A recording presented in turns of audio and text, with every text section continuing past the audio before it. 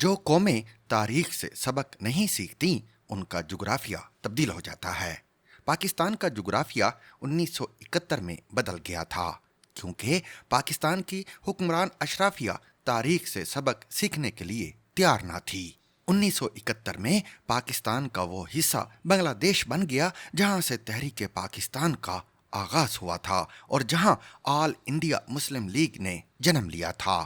قائد اعظم کے پاکستان کا دو لخت ہونا ایک قومی سانحہ تھا۔ 16 دسمبر 1971 کو پاکستان ٹوٹ گیا۔ 20 دسمبر 1971 کو اس وقت کے فوجی صدر جنرل یحییٰ خان کو استعفیٰ دینا پڑا کیونکہ موصوف کے خلاف نوجوان فوجی افسروں نے بغاوت کر دی تھی۔ اسی دن ذوالفقار علی بھٹو نے صدر پاکستان اور چیف مارشل لا ایڈمنسٹریٹر کا عہدہ سنبھالا اور 26 دسمبر کو سقوط ڈھاکہ کی انکوائری کے لیے ایک عدالتی کمیشن بنانے کا اعلان کیا جو بعد میں حمود الرحمن کمیشن کے نام سے مشہور ہوا۔ ستم ظریفی دیکھیے کہ پاکستان کا جغرافیہ تبدیل ہوئے نصف صدی سے زیادہ عرصہ بیت گیا اور ہم آج بھی اس بحث میں الجھے ہوئے ہیں کہ حمود الرحمن کمیشن کی رپورٹ عام پاکستانیوں کو پڑھنی چاہیے یا نہیں۔ گزشتہ دنوں سابق وزیر اعظم عمران خان کی طرف سے سوشل میڈیا پر یہ بیان پوسٹ کیا گیا کہ ہر پاکستانی کو حمود الرحمن کمیشن کی رپورٹ کا مطالعہ کرنا چاہیے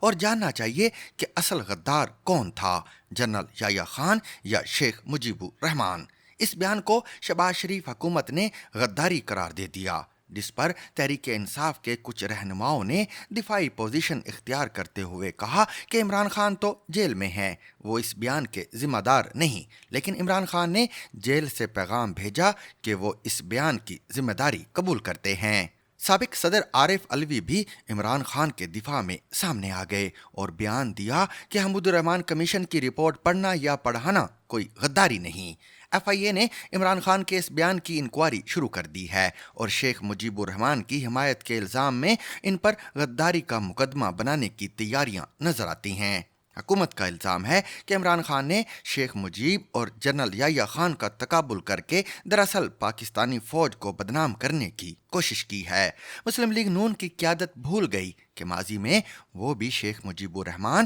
اور جنرل یحییٰ کا بہت ذکر کرتی رہی ہے۔ افسوس کہ ہمارے سیاستدان سقوط ڈھاکہ کے اہم کرداروں کا ذکر غلطیوں سے سبق سیکھنے کے لیے نہیں بلکہ ایک دوسرے کو نیچا دکھانے کے لیے کرتے ہیں۔ مجھے یقین ہے کہ مسلم لیگ نون اور تحریک انصاف کے جو رہنما حمود الرحمن کمیشن کی رپورٹ پر لڑ رہے ہیں ان میں سے اکثر نے یہ رپورٹ بالکل نہیں پڑھی۔ کچھ صاحبان سوشل میڈیا پر اس رپورٹ کے چند مخصوص حصوں کا ذکر کر رہے ہیں جس کا مقصد صرف اور صرف جنرل یحییٰ خان کی رنگین مزاجی کو اجاگر کرنا ہے، حالانکہ 550 صفحات پر مشتمل حمود الرحمن کمیشن رپورٹ دراصل 1947 سے 1971 تک پاکستان کی سیاسی تاریخ کا احاطہ کرتی ہے۔ اس رپورٹ میں صرف 1971 کی فوجی شکست کے اسباب کا جائزہ نہیں لیا گیا بلکہ ان سیاسی وجوہات کا بھی جائزہ لیا گیا ہے جن کے باعث مشرقی پاکستان نے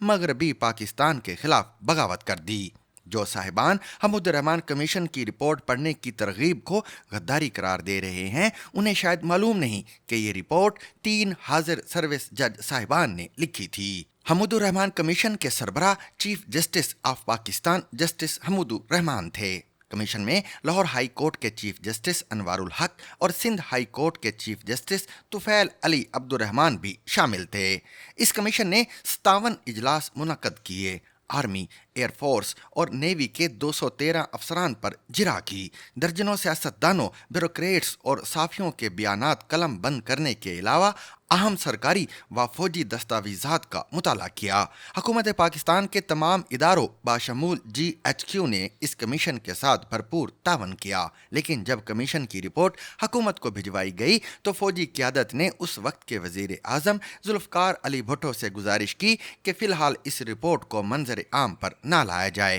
کیونکہ یہ رپورٹ فوج کے مورال پر منفی اثر ڈالے گی۔ بھٹو صاحب مان گئے۔ دوسری طرف کمیشن نے جن فوجی افسران کے خلاف کارروائی کی سفارش کی تھی ان کے خلاف کوئی کارروائی نہ ہوئی بلکہ کچھ کو پروموشن مل گئی۔ جس فوج کو بدنامی سے بچانے کے لیے بھٹو صاحب نے کمیشن کی رپورٹ کو قوم سے چھپایا اس فوج کے افسران نے 1977 میں ان کا تختہ الٹ دیا۔ اور وہی غلطیاں دوبارہ دہرائی گئیں جن کے باعث پاکستان دو لخت ہوا۔ قابل غور پہلو یہ ہے کہ 2000 میں جنرل پرویز مشرف نے حمود الرحمن کمیشن کی رپورٹ کے اہم حصے پبلک کر دیے جو کتابی شکل میں شائع ہو گئے، لیکن میڈیا پر یہ دباؤ رہا کہ اس رپورٹ پر بحث نہ کی جائے۔ اب اگر عمران خان پر غداری کا مقدمہ قائم ہوگا تو یقیناً عدالت میں یہ بحث ہوگی کہ اس کمیشن میں ایسی کون سی بات ہے جس کا ذکر کرنا غداری ہے، کیونکہ یہ رپورٹ تو 3 ججوں کی تیار کردہ ہے۔ ان ججوں نے قوم کو بتایا کہ ڈھاکہ میں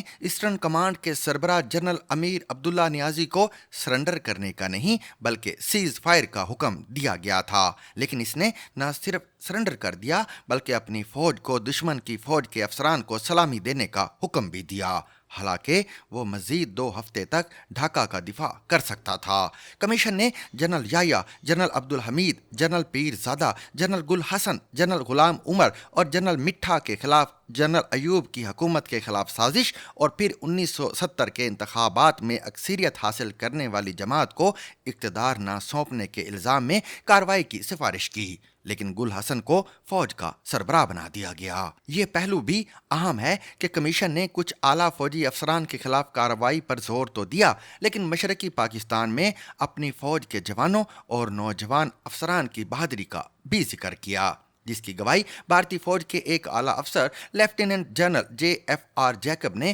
اپنی کتاب سرنڈر ایٹ ڈھاکہ میں بھی دی۔ انہوں نے لکھا کہ 13 دسمبر 1971 تک ڈھاکے پر قبضہ ہمارے پلان میں نہیں تھا، کیونکہ پاکستانی فوج بڑی بہادری اور ثابت قدمی سے لڑ رہی تھی، لیکن پھر میں نے اپنی چالاکی سے جنرل نیازی کو ڈرا دھمکا کر سرنڈر پر راضی کر لیا۔ انہوں نے لکھا کہ اگر نیازی کچھ دن مزید مزاحمت کرتا تو اقوام متحدہ کی سیکیورٹی کونسل کی مداخلت کے باعث ہمیں مشرقی پاکستان سے واپس آنا پڑتا۔ اگر عمران خان پر غداری کا مقدمہ چلا تو ہو سکتا ہے کہ عدالت میں army chief general Mirza Aslam Beg کو گواہی کے لیے بلایا جائے، جو مشرقی پاکستان میں بطور کرنل خدمات سر انجام دے رہے تھے۔ انہوں نے اپنے GOC کے حکم پر ایک تحریری رپورٹ تیار کر کے جنرل نیازی کو پیش کی تھی، جس میں کہا کہ ملٹری آپریشن کی بجائے سیاسی عمل شروع کیا جائے تو انہیں واپس راولپنڈی بھیج دیا گیا۔ غداری کا مقدمہ پاکستانیوں کو یہ بھی بتائے گا کہ 1971 میں جنرل نیازی نے ڈھاکہ میں سرنڈر کیا اور جنرل ارشاد احمد خان نے شکرگڑھ اور سیالکوٹ کے 500 دیہات بغیر جنگ کے دشمن کو دے دیے۔ ذوالفقار علی بھٹو نے ہزاروں جنگی قیدیوں کے علاوہ مغربی پاکستان کا یہ مقبوضہ علاقہ بھی بھارت سے واپس لیا اور انہیں اس کا صلہ پھانسی کی صورت میں ملا۔